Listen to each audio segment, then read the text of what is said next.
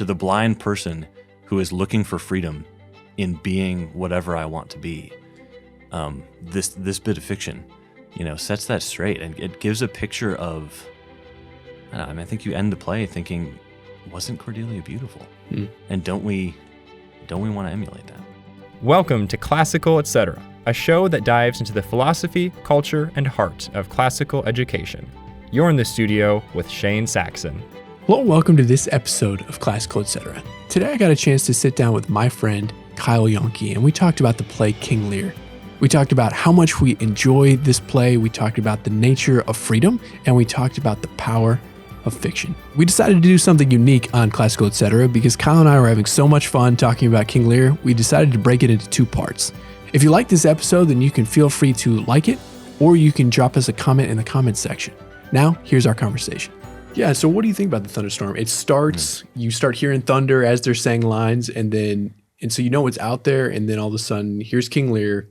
He's been driven out of his kingdom by his daughters who are just flattering him, and he's raging against the storm. Meanwhile, Edgar, the legitimate son of Gloucester, also has run, and he is somewhere out here. And eventually they actually bump into each other, and Edgar calls himself Mad Tom. Yes. And they have an interesting interaction. So tell me, how do you read the Thunderstorm? So the first thing, it does. If I'm teaching this in a classroom, I spend time with the snail imagery and talking about what does that mean? How does that relate to the decision that Lear has made? And it really is. I think that the fool's point, and if I were to identify any main fatal flaw in Lear, it would be his assumption that as a king, he can lay aside his house, he can lay aside his shelter, and still be protected still have his honor and his dignity and his sovereignty defended because he believes he is a king. It's in his nature, right? It's his, his essence. So basically, the assumption the assertion is that he doesn't need a house. I'm a king. I don't need a house. I don't need a kingdom. I don't need a rulership in order to garner honor and dignity and sovereignty. And the fool's point is, so perhaps in human behavior with people who flatter you. But nature doesn't care. That brings us back that, that's part of what Edmund sees in the world is that nature doesn't care about your dignity and your sovereignty. And that's, Lear is punished by the thunderstorm and he feels it too. You can see him slowly breaking down as it starts to dawn on him, I'm not a king, I'm just a man, and his identity sort of comes to him in horror. At that moment. And I think all of it is there's this pinpoint moment in the text where I think Lear finally confesses he's going insane, where he says, it's happening now. And it's fascinating. It's right at the moment when he's about to seek shelter in a peasant's hovel. So the fool is complaining because the fool hasn't sensed to come out of the rain, right? And Kent is with him. Kent is in disguise, a advisor and a servant to the king who's also been banished, who's come back in service to the king. He is with the king, and he's begging the king to seek shelter, find shelter in this peasant's hovel that's nearby because he loves the king. He's as a good servant, and he doesn't, he loves the king as a man, not as a king, right? Which means he's not a flatterer. Which is what got him banished in the first place and why he had to be in disguise to come back. But to this prospect of bowing his head, and if I were directing this play, it'd be very important to me that the door of the peasant's hovel is shorter than King Lear so that he would have to bow his head, a physical action that's significant for a king in order to stoop and enter. And right before he does it, he says, my wits begin to turn. And I think that's a signal to the reader. This is the thing that's hurting Lear, that's driving him insane, that's breaking his sense of who he is and what he is and, what it's all about. When you were mentioning him raging against, the higher powers and beginning to lose faith in some ways, one of the things that strikes me about Lear as you begin the play is that he's always summoning by Jove and by Jupiter and Apollo and Diane. And, it's only later that he's rebuked, I think, by Ken, who says, if you say by Jupiter, I say by Juno. And, there's all of this. Shakespeare has set this in pre-Christian England. And so for some reason, that means they all follow the Roman gods. And but that seems significant. He's losing his faith in the Roman gods as the play goes forward. Yeah. Yeah. Losing his faith, losing his sense of like the hierarchy of order. And this is important too. And it's important not to stop here because Shakespeare doesn't stop here, but he does come to something of Edmund's conclusion about the world. That there, like what I thought was going on, that I was a king, sovereign, you can almost say like the other gods, right? And that was in my nature, and that's who I am, and their order in the universe upholds that. That's crushed by the thunderstorm. Lear comes to discover that no, I am nothing but a man, and that's not something very as significant as he thought it was. At least initially. Again, Shakespeare doesn't stop there. So let me ask you this about the storm. At one point, his trajectory is heading towards madness, but at one point, he all of a sudden, either in his mind's eye or some directors put characters on the stage, he goes, I haven't taken care of these poor ones. Yeah. And there seems to be a dawning of his responsibility. How do you interpret that?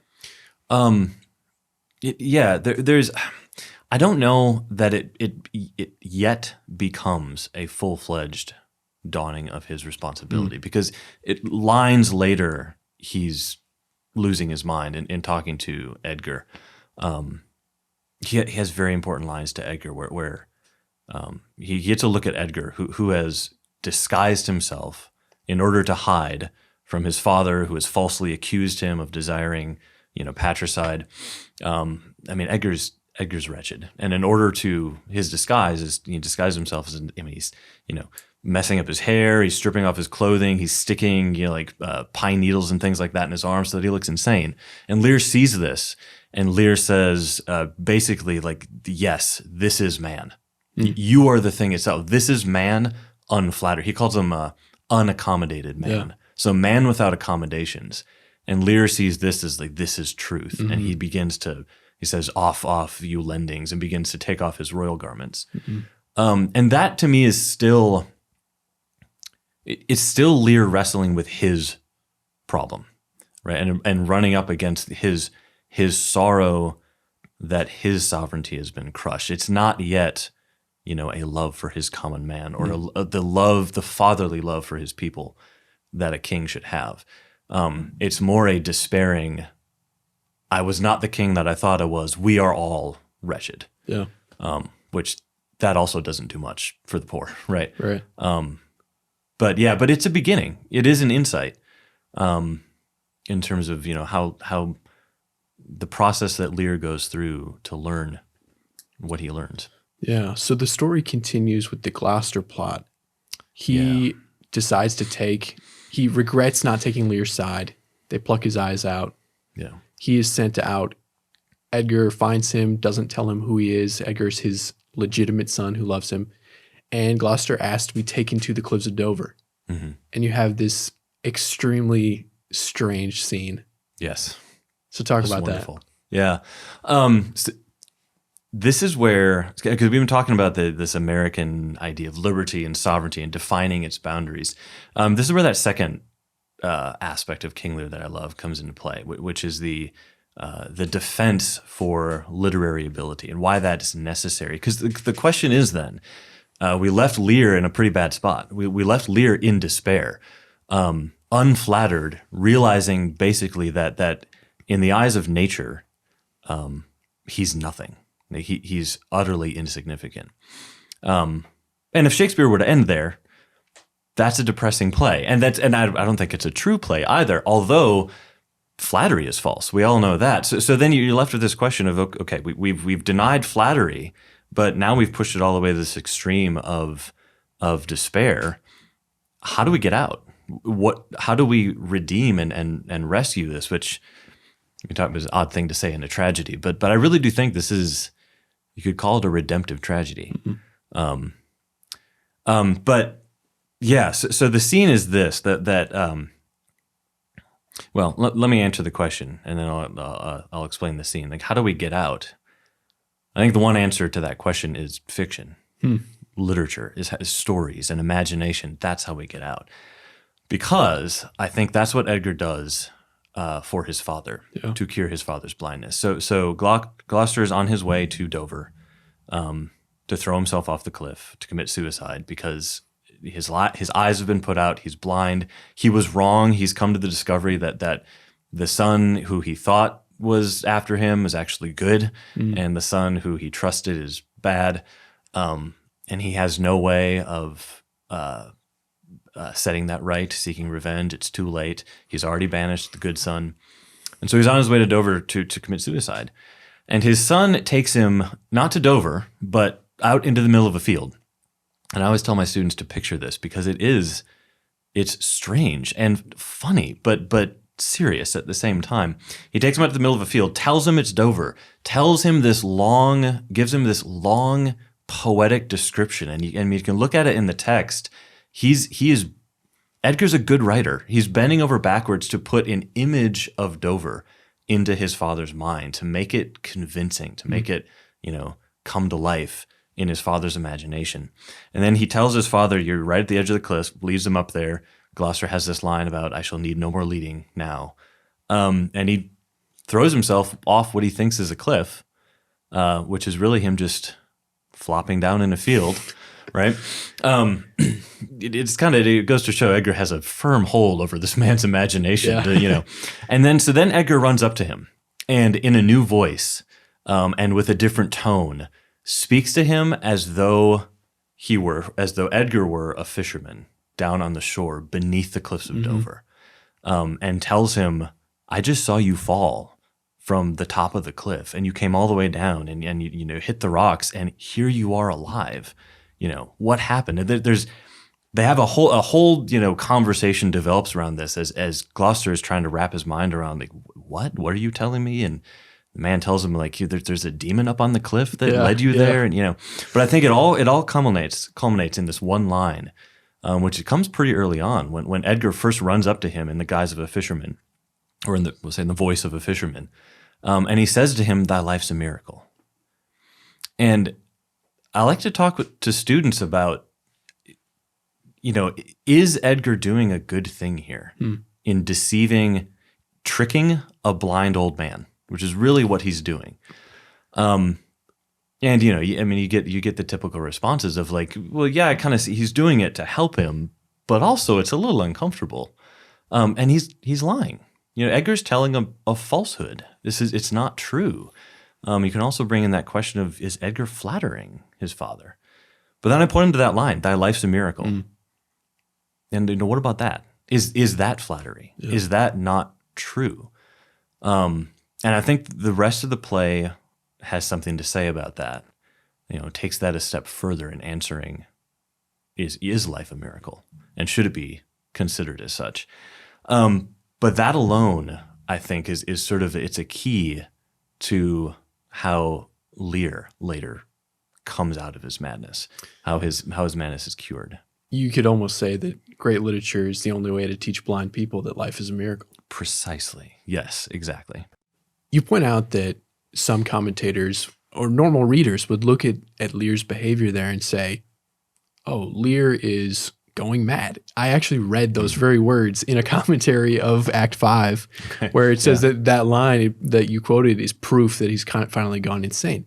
And I think it goes back to a point I was making earlier, and that is Shakespeare follows the tragic formula of fatal flaw, change in fortune, and then anagnoresis, realization of the fatal flaw, and then coming to grips with it to a T. But the point of that flow, being a great storyteller, is not following it necessarily. It's using it to accomplish something so much more. And I think that's a very part of what he's doing in the play with the Edgar, using that fiction to save his father's life. In a sense, the broader scope of the tragedy. Why do we watch tragedies even though everyone dies at the end and it makes us feel sad? Because of what they do, how they work in our hearts and minds and imaginations. Yeah. Yeah, I mean, a well-made one dignifies a human being. Yeah, if I can just say quickly that yeah, I mean, you mentioned making use of the form. I think Shakespeare, perhaps his greatness lies in his ability to do that so fully and so well. He understands so completely the place of imagination in the human experience and the human, speaking to the human condition. And I think that brings up another theme that's peppered throughout the whole play of bringing something from nothing. That this is a line, I'm getting this from something that the fool says to Lear. Can you make nothing? Can you make no use of nothing? And it's referring to the line that what Cordelia says at the very beginning to when Lear asks her, "What do you say to me?" to speak, how you love me and how you honor me, and she says, "Nothing, my lord." And I think Shakespeare's goal there is to show us that line, the truth in that line, is truly something, and the noise, all the something of the flatterers. And the liars in the play, all of that in the end comes to nothing. And I think Shakespeare does such a profound job of using the form to show us how in literature, through a play, you can make a play meaningful. It's just play, but it's profoundly meaningful, and through that you can bring something out of nothing. Miraculously. Yeah. And Lear himself, in response to Cordelia, says nothing comes from nothing. Yeah. And that's the lie he believes that drives the play. Yeah. Yeah, exactly. Mm-hmm. So the play rolls into the end. Everyone dies through various reasons. We've left out so many characters and movements of the plot and such, but ultimately everyone dies except for Edgar, Kent, and Albany. Yeah. So we've talked about the idea of freedom warring against the idea of seeing the beauty of life and what life pertains to the responsibilities it has. Any closing thoughts on Lear and those two themes? Yeah, absolutely. I mean, that the end of the play puts to the test the two convictions that we had at the beginning. Cordelia's conviction about the world, which matches what Edgar says, that life's a miracle. I think Cordelia would agree. Cordelia's conviction, which doesn't seem to work for her, and then Edmund's conviction that no, life is not a miracle. Like growing and prospering is all up to your ability to take what you can through your wit and through your strength. So those two ideas are at odds in Act 5. And Act 5 contains the battle between the French forces, which Cordelia has married the King of France, and Edmund's forces. So they're physically fighting, but it's a conflict of their two ideologies. So before this happens, Cordelia gets sort of charge of King Lear. He has completely lost his mind. He's passed out. They found him in the field. They take him in, and she gives him shelter. And there is a beautiful scene that follows straight in the same vein as Edgar's redeeming of his father's despair, where Lear basically wakes up in Cordelia's arms, that she is tending him, caring for him, and he opens his eyes and sees her. The first thing he does is he mistakes her for an angel, which I think that's important because this is the daughter that he's banished. This is the daughter that he's mistreated and abused. It would be so easy for her to walk away and say, fine, I'll watch from afar as your kingdom crumbles and I'll have my vengeance. But she doesn't. She comes back at the risk of everything. And so he can't believe his eyes. It's too good to be true. You could almost say it's miraculous, right? So he gets this feeling, and he delivers this line, which I think there's an important connection to be made with he says to her, "Be your tears wet." He's feeling her tears of pity, fall on his cheek, and I think that just the full arc of Lear's character. To feel the wetness of the rain in the thunderstorm and to be crushed by it and to discover I am nothing. What I thought I was is nothing. And then to feel the tears of pity from his loving daughter who says, no, you were not what you thought you were, but you are still something to be pitied and something with dignity, self-evident dignity.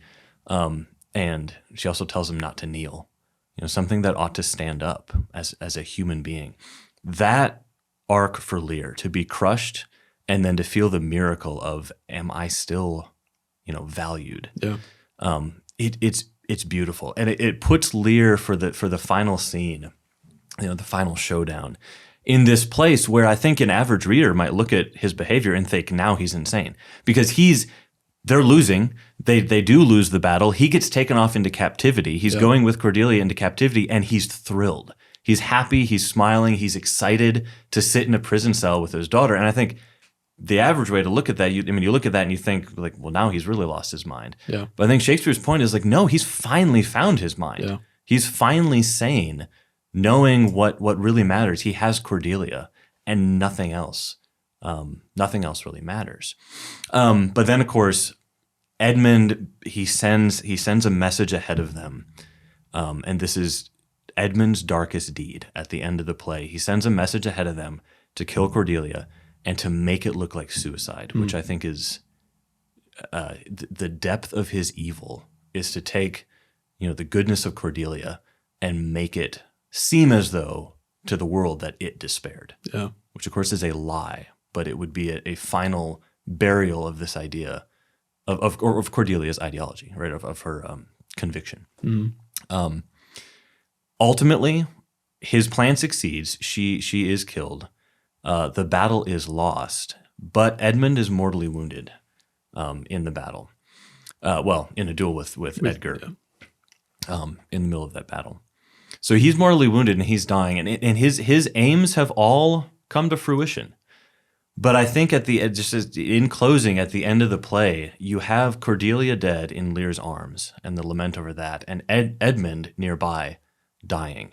And those two deaths become, also as they're, contrasted, the two lives are contrasted in the beginning, the two deaths are contrasted in the end.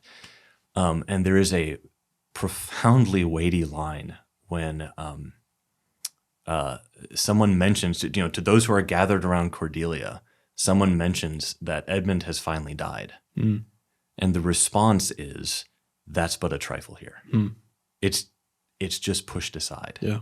Because nobody cares. Edmund's dead, fine, but Cordelia, right? So I think the final victory of that vision that life is thy life is a miracle. In her death, Cordelia has meaning and significance, and she's mourned. Whereas Edmund's belief about the world, that there's nothing but nature, there's no higher power, my liberty extends as far as I want to push it, what he ultimately gives up in that philosophy is meaning, is significance, is his life having some, traction and significance to the people around him. And I think it's a heavy and powerful assertion of where our dignity really lies. It lies in humility, and it lies in self-sacrifice, and it lies in being like Cordelia, that faith and that conviction in human dignity and sacrificing yourself to it, rather than in some definition of there are no boundaries and I can be whatever I want to be. So I mean that lesson, I think, to well, as you said before, to the blind person who is looking for freedom in being whatever I want to be, this bit of fiction, sets that straight, and it gives a picture of, I think you end the play thinking, wasn't Cordelia beautiful? And don't we want to emulate that? I don't think there's much more to say. All right. Well, thank you. Well, thanks for coming on and talking about it. Thank you for joining me for this episode of Classical Etc. If you want to show support for the video, then you can hit the thumbs up icon below to give it a like. Or if you want to leave a comment, you can tell me what conversations you'd like me to have in the future. Check out our Memoria Press YouTube channel to find tons of other educational resources. And also a huge thank you to the Memoria Press Podcast Network. This is Classical Etc., and I'll see you next time.